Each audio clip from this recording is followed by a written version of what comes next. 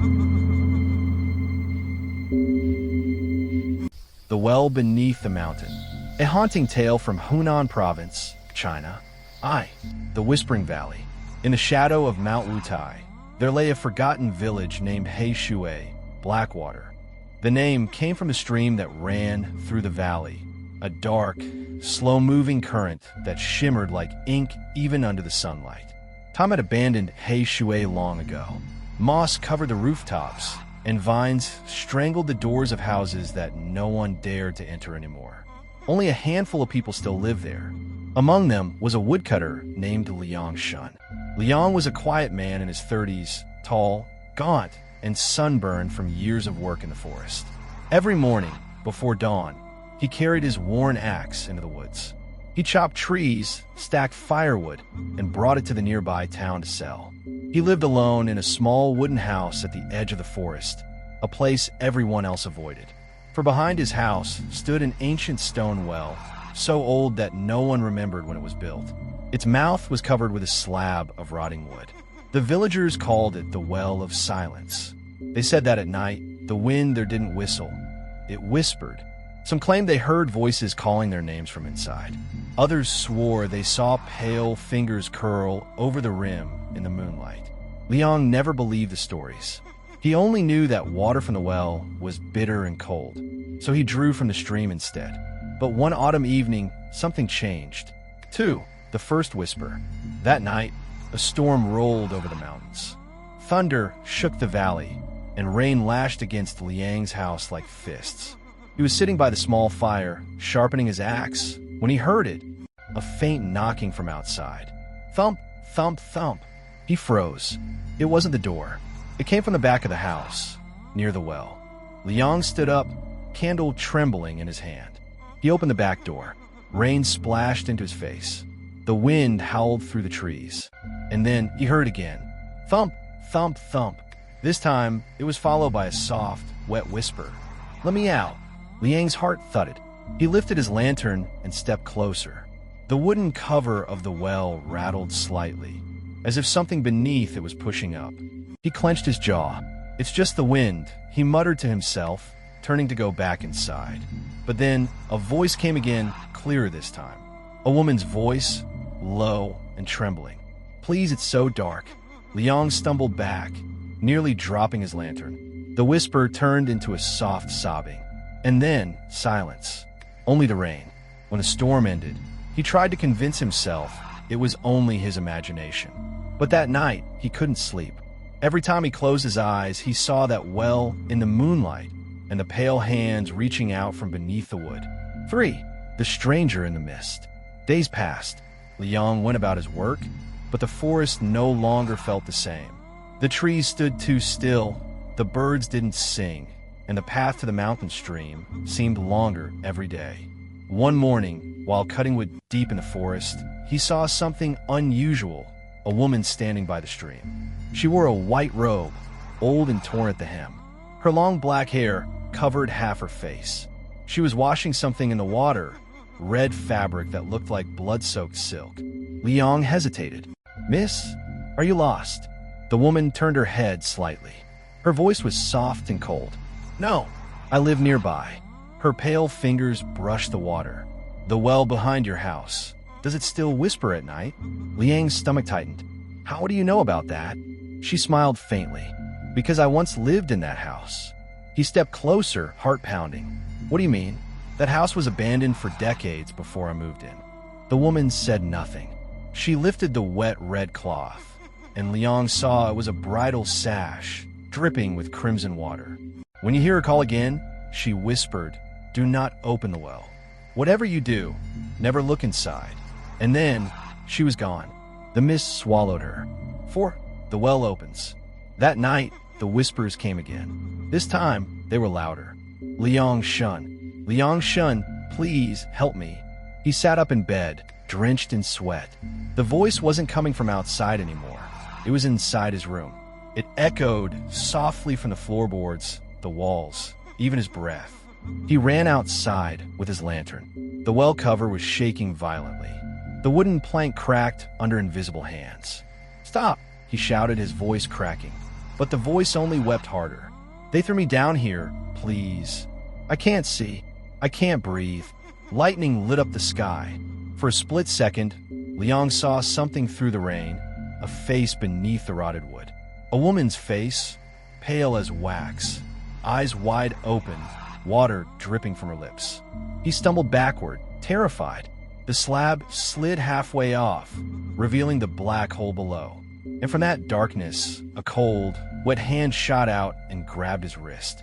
Liang screamed and swung his axe. The hand vanished, splashing water everywhere. He shoved the cover back in place, trembling, and fell to his knees. For the rest of the night, he didn't sleep. The whispering stopped, but the air felt colder than death. The tale of the bride. The next morning, Liang went to see Old Wei, the oldest man in Hei Shui village, a frail widower who remembered the village's darkest days. When Liang told him what he'd seen, Wei's wrinkled face went pale. He motioned Liang to sit. "That well," Wei said in a low voice, "was sealed 70 years ago. There was a murder, a terrible one." He stared into the distance, eyes clouded with memory. "A wealthy merchant once lived in your house. His only daughter, Yuling, was betrothed to a man she didn't love. On the night of her wedding, she tried to run away with a poor scholar, but the groom's family caught her. They said she shamed them, and her father, in his rage, ordered her to be punished." Liang swallowed. "What did they do?" Wei's voice trembled. "They tied her in her bridal robes and threw her down that well." Silence filled the room. When they tried to draw water afterward, it ran red. They sealed the well and moved away. Since then, no one has lived in that house for long. Those who do, they hear her crying for help. Liang left Wei's hut in a daze. The mountains seemed to loom heavier over the valley. Every gust of wind sounded like a sigh. 6. The blood moon. That night, the moon rose red as fire. The air was heavy, the forest silent. Liang sat by his door, gripping his axe. The voice hadn't come for 2 nights, but he felt it waiting, like a heartbeat in the ground. At midnight, the whisper returned. This time, it wasn't from the well. It came from inside his house. "Liang Shen, you saw them, didn't you? They told you about me." He froze. The candlelight flickered. The air grew colder. When he turned, a figure was standing by the wall. A woman in a soaked white robe, hair dripping water onto the floor. Her eyes were black hollows, but tears ran from them, tears that shimmered like blood. Liang whispered, "Yuling." She tilted her head. Her voice was soft and distant. "They left me down there. The dark never ends." She reached out a pale hand toward him. "Please, just open the well. Let me see the moon again." Liang's breath came in ragged gasps. Something deep in him, pity, fear, guilt, drove him to nod. He stepped outside, heart pounding, and lifted the wooden cover from the well. The night fell silent. The wind stopped. Even the crickets ceased. He leaned over the edge. The water below was perfectly still. For a moment, he saw his reflection. Then, another face appeared beside hers. Eyes hollow, smile faint, hands rising. Before he could move, something cold grabbed his shoulders and pulled him down. 7. Beneath the surface. When Liang opened his eyes, he was underwater. The world above was gone.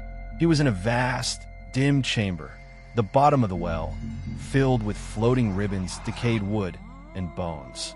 And there, drifting before him, was Yuling. Her face was beautiful once, but now her flesh was gray, her lips blue, her hair spread out like ink in the water. "Thank you for freeing me," she whispered. Liang tried to swim upward, but the surface was gone. Only endless darkness remained above. "You will stay with me now," she said softly. No one else ever listened. Her cold hands caressed his face. His lungs burned. His heart pounded.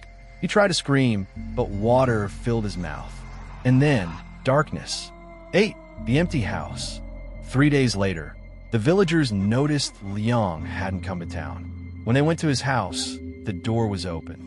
His axe lay on the ground. The well cover was gone. They looked inside and saw only darkness. Old Wei shook his head.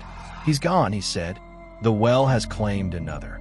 They sealed the well again with stones and earth. But that night, as they walked home, some swore they heard soft footsteps behind them. Others said they saw a man by the stream, carrying firewood, his clothes dripping wet. 9. The return of the whisper. Years passed. The forest grew thicker, swallowing the old path.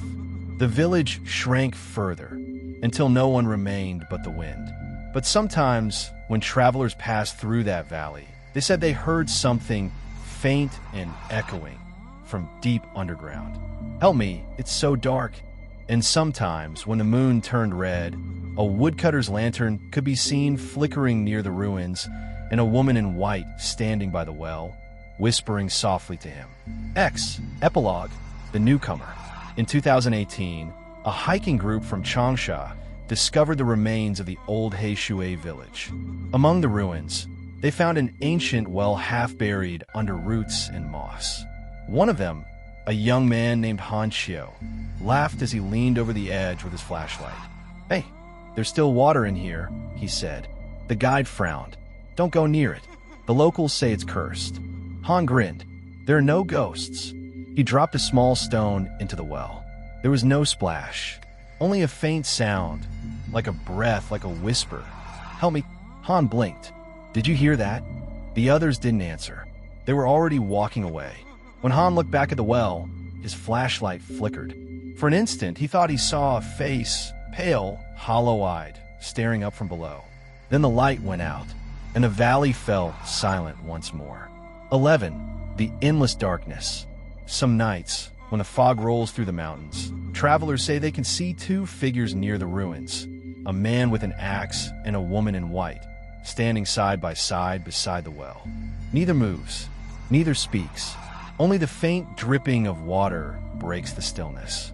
And if one dares to call out to them, the woman slowly turns her head, her eyes black as the bottom of the well, and whispers, "It's so dark. Won't you help us see the moon again?"